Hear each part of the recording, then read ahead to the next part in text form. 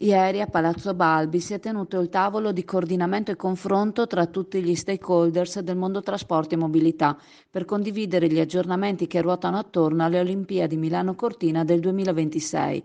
L'obiettivo è quello di condividere le criticità in tempo reale, osservare lo stato di avanzamento lavori e mantenere un rapporto diretto con tutti gli operatori della mobilità. All'incontro hanno partecipato ANAS, Infrastrutture Venete, RFI, Save, Trenitalia, Veneto Strade, Fondazione Cortina e i rappresentanti istituzionali della provincia di Belluno e dei comuni di Cortina e Verona. Dalla fase strategica a breve si passerà alla fase operativa e saranno coinvolte le realtà che saranno interessate dai Giochi Olimpici.